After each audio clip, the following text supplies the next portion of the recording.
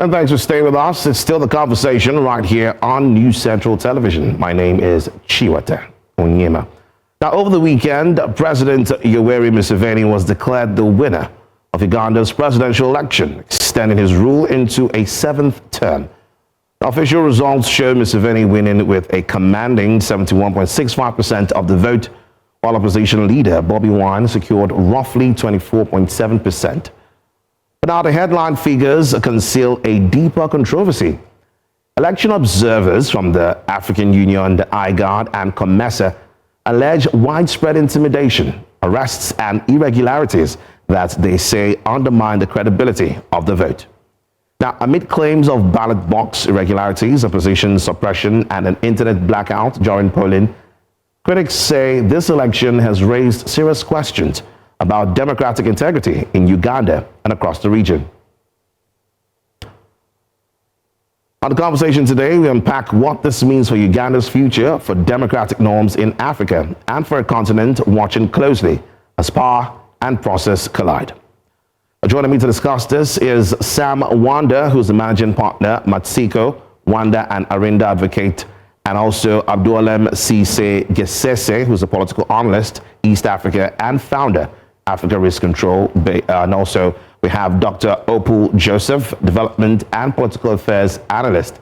Well, thank you, gentlemen, for joining me right now. I'm going to start with you, I'm going to start with you, Wanda.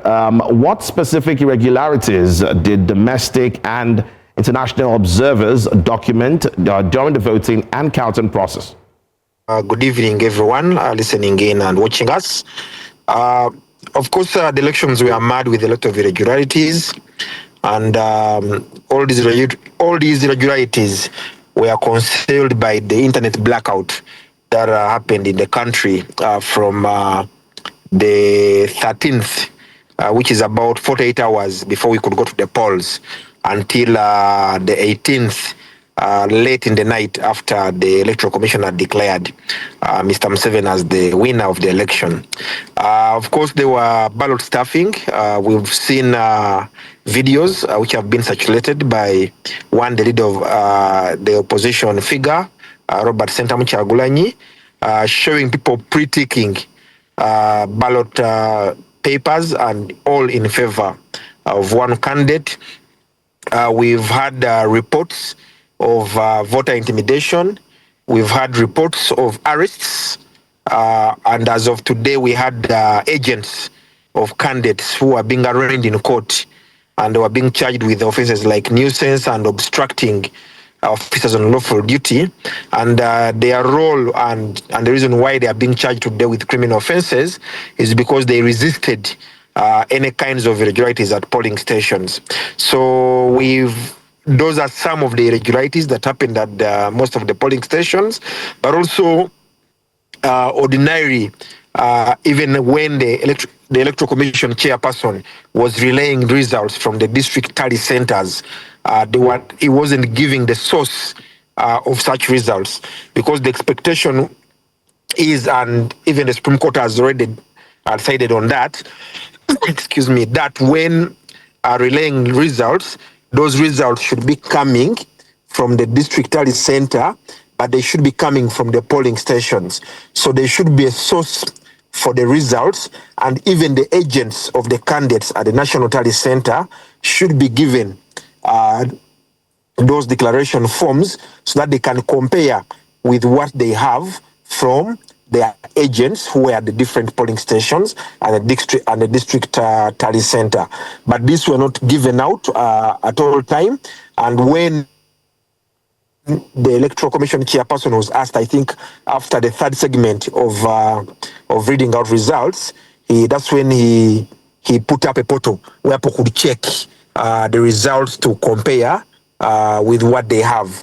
But this is a requirement that they should give the agents these results even before they start relaying any results at National Tally Center. So it's believed that even the results that were being relayed to the country at National Tally Center were not actually the results from the polling station and the district tally centers. Let me come to you, Mr. Gessesse. I mean, looking at the margin at which Museveni won, we're talking 71.65%. 0.65%, the highest in 3 decades. How credible are those results based on your own view? I think as the internet was down, it was very difficult for us to get reliable reports what really happened on the ground during the election date. But as my colleague earlier speaker said, there were intimidation before there were intimidation during, and also we have had reports before that there were intimidation. So we cannot say this 100% credible, but we can't also deny the fact that Museveni also has his own supporters and has been on power for long. And he know how to manage, to handle this kind of election. When we look at the previous election results, also the same thing happened. But this time, I think based on the number of views Uganda has, we were expecting the Bobi Wine's result to be more than the previous, which is around 34%. Now it is going down to around 24%. So you can imagine that there were some kind of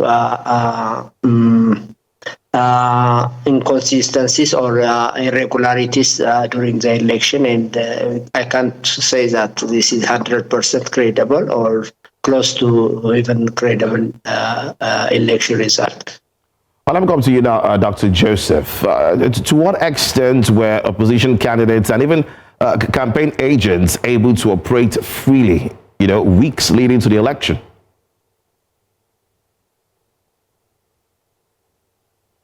Addis Ababa, and then Wanda, and to you, our hosts, and all our viewers. One is that President Yoweri Museveni was declared with 71% of the votes, and like you already rightly pointed out, that this is one of the highest score ever for President Yoweri Museveni. And for me, who was on the ground, one is that I voted in my polling station. All presidential candidates had their agents. I voted in the morning. I went in the evening at the time when they were counting the votes, and everything went on well. First of all, I would like to start by saying that the reason for Museveni having the highest number of votes this time, the campaign strategy, like Dr. Gessesse was saying, this time has changed. In the past, President Museveni used to bring people from the national level and then come and campaign in the villages, in the parishes, in the sub-county and the district. This time, the campaign was left with the people in the village. In that village, they select the person from that village. In that parish, the person from that parish. In that sub-county, the person from that parish. And the sub-county and the district. This has never happened in the last 30 years Museveni has been in power. And that is one of the biggest strategy which has given President Museveni a big win. However, like it has rightly been noted, we are concerned about the issue of switching off the internet. If you are competing, why do you switch off the internet? It's not necessary. Even with or without switching off the internet, Museveni would have still gone through. Why arrest the agents of the opponents? Why arrest the opponent? Why do all the things? All the things were not necessary, because even without there are alleged areas where the ballot ticking was allegedly conducted, and many more others. All these were not necessary. Maybe in the previous elections. But in this particular election, President Museveni has won genuinely in this one. Very, very genuinely. But I totally condemn the switching of the internet. I condemn the arrest of the opposition leaders, their agents, and those who have been taken to court. Why? All this is not very necessary. Because if we are competing freely in a democracy, why do you tie my legs? Why do you tie my hands? Allow me also to let me play, and then they let the winner be seen that this person has really won elections very, very successful. So I condemn that in strongest terms. And you are asking that, what about the future for Africa? Of course, this is not a good image for the tourists, those who want to do trade with Uganda, in East Africa, and then in the whole of Africa and globally. All right, let me come to you now, Sam Wanda. What evidence is there? Because there talks about the fact that security forces targeted political rivals with arrests, with harassment, or even, selective enforcement. Are there evidence to prove that?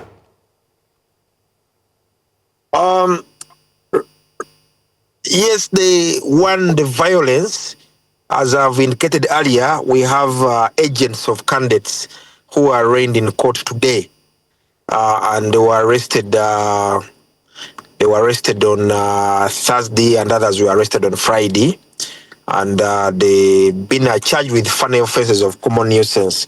But all they were trying to do was to protest illegalities that were happening at polling stations. That is the first evidence. But also, we've also had deaths being recorded in the country. In the suburbs of it is a Butambala district, where about 10 people were shot dead in the compound of the area MP, and of course even it's alleged that they were the people who had resisted the rigging at the polling station. They were followed. Of course, police has its own account of stories, say that these people were attacking police officers, and you would wonder how people were attacking police officers in the compound of the area member of parliament. So, and because the internet was shut down, we cannot confirm actually how many people actually in detention. The other example I'll give you is the vice president of the National Unity Platform, that's the opposition party for Western Uganda and Northern Uganda, were disappeared on the eve of the polling day, and to date we don't know where they are.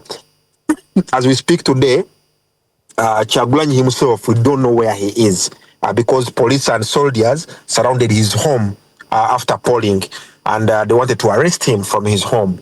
So that's the kind of harassment that has happened during the elections. But even we know that even before the election itself, there was a lot of harassment and violence towards the opposition. Talking about the opposition, one major person, or one major name, of course, is Bobi Wine. I'm going to ask my next question to you, Mr. Gessesse. How did Bobi Wine's campaign infrastructure have an impact, especially when it comes to state actions, and also including the fact that there were reports of a raid on his house? I think it has a negative impact on his campaign. During his campaign, there was interruptions, as we heard from the reports, and there were intimidation during his campaign, and including tear gas on his supporters to this person. So there was a challenge for him. And we were surprised to see his results going down from the previous one. I don't know if, as my colleague said, the strategy of Museveni was far better this time around, or because of the intimidation. We don't know how he lost his supporters by around 10% now, compared to the previous result that he scored. So he's still in the politics, and he has a lot of supporters, especially with the young generation. And he probably may not get a chance to go into the rural areas like Museveni did, and that may impact it, as my friend said.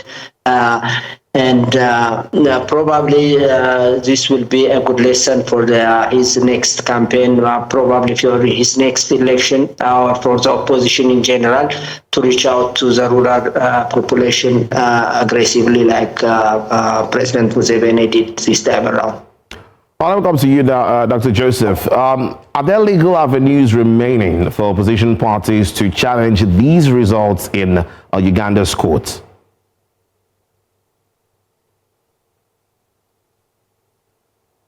I respond to that. I wanted to top up with the doctor.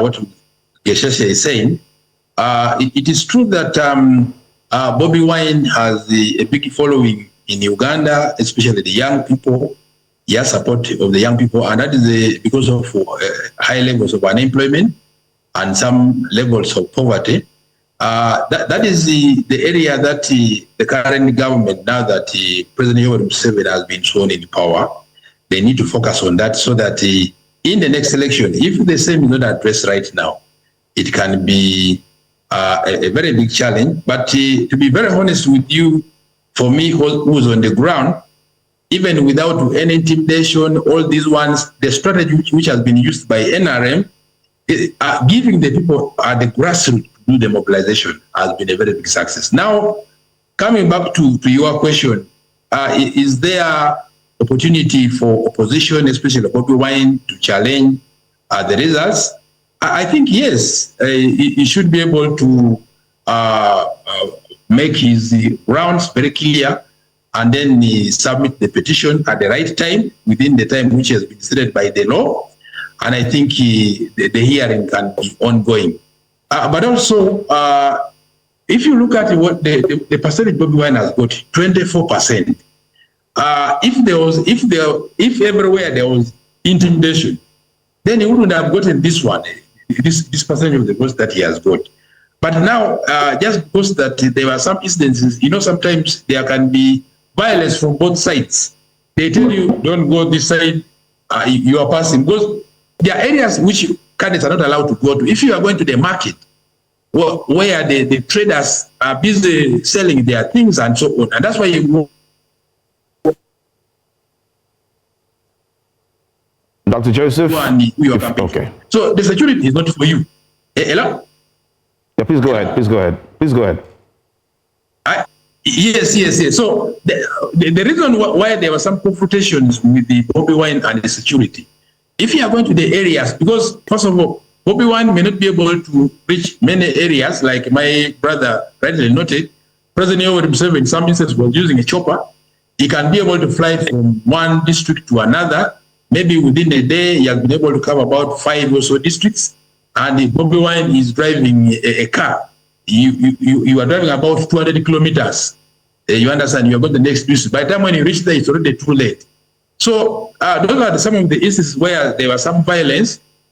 You don't go to the market because the traders are there and you want to go there. And then also some of the youth who have been arrested. This election is called free and fair.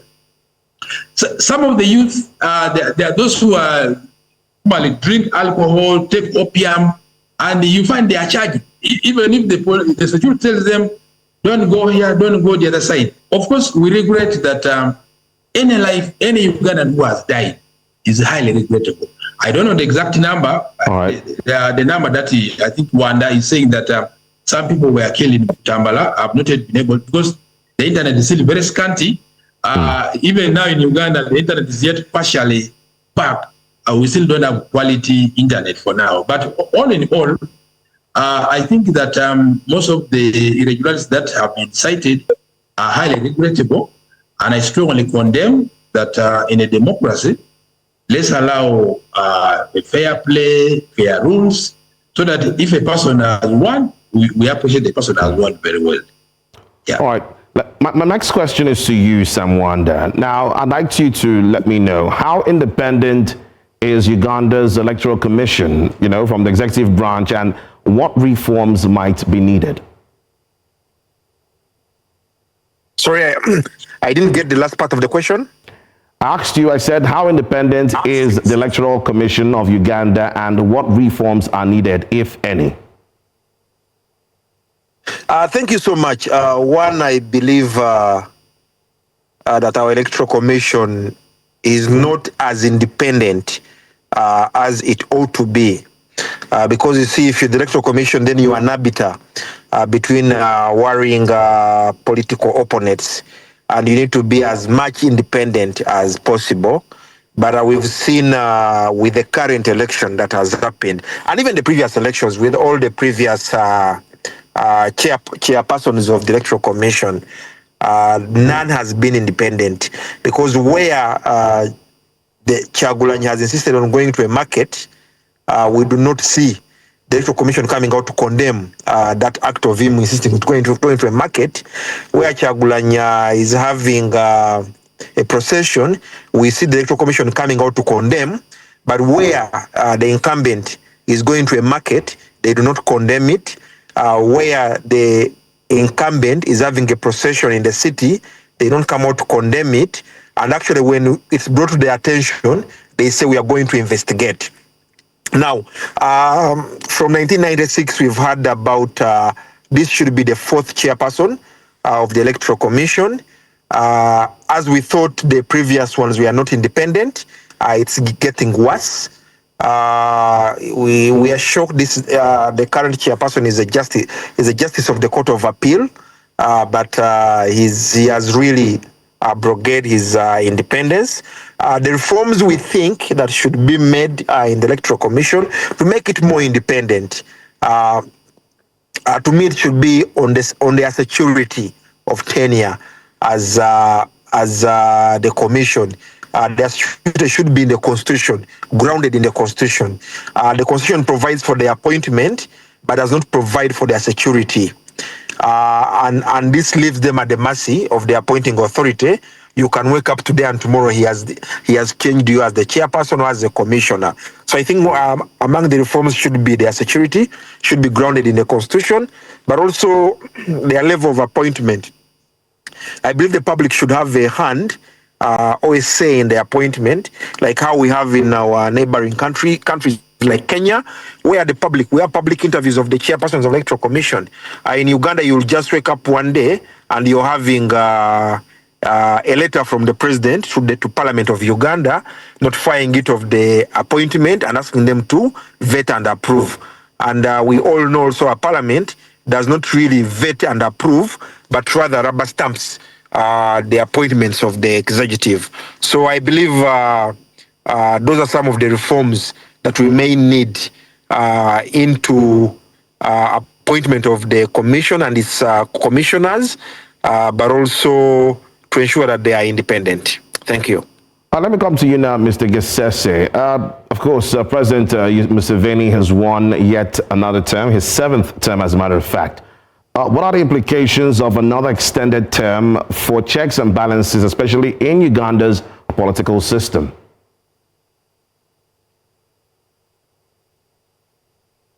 President, the more he get older, it will be difficult for to update himself and serve the interest of the growing interest and fast changing nature of the global politics and geopolitics and all those things.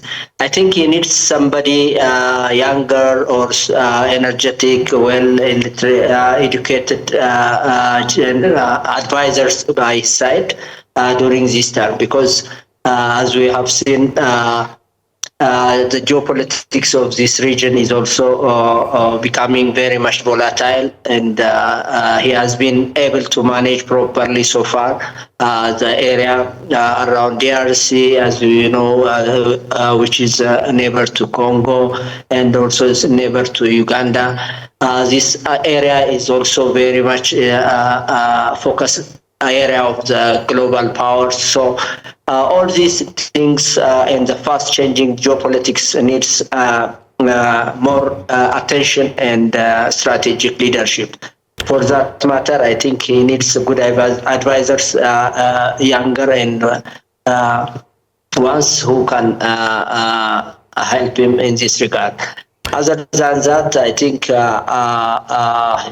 he has been able to manage the politics so far properly. But as I said, the more you get older, I think it is difficult to cope up with the demand of the new generation and the technology and fast-growing, changing geopolitics of the region. All right, I must say thank you to you, Mr. Sam Wanda, Andualem, Gessesse, and Dr. Joseph for having this conversation with us.